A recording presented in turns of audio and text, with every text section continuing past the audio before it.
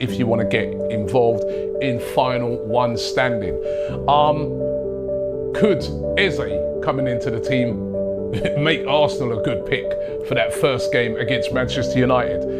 Eberechi Eze does seem to be the priority signing now for Arsenal ever since they got the deal done for Victor Gyökeres. And there's claims today that Crystal Palace are lining up a replacement for Eze. This is really, really interesting, and if true, very significant as well. They're said to be very interested in a player that actually was linked to Arsenal earlier on in the transfer window, and that's Bilal El Khanous of Leicester City, a guy who played really well last year, despite Leicester, getting relegated. He did have a good season and is available for under £20 million as well. I think the fee that was being talked about for him at the time, and Arsenal being linked with him, was around about £15 million. Now they're said to be interested in him as a replacement for Eberechi Eze if Eze moves to Arsenal. I think these sort of things, when they're starting to come into play, are starting to be quite significant.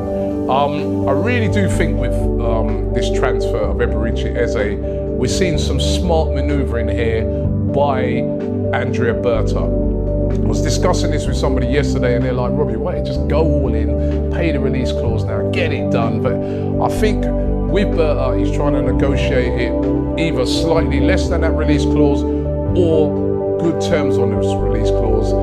And he's kind of playing the waiting game, because with Palace, they know that Eze, his head's been turned by this.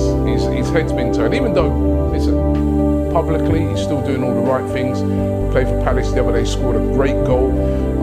He's not been throwing his toys out of the pram, but all the talk is that he wants this move. He doesn't want to go in. These lot might be trading this in Tottenham, right? He wants to come to Arsenal. So Arsenal are quite relaxed on this. They don't need to rush it.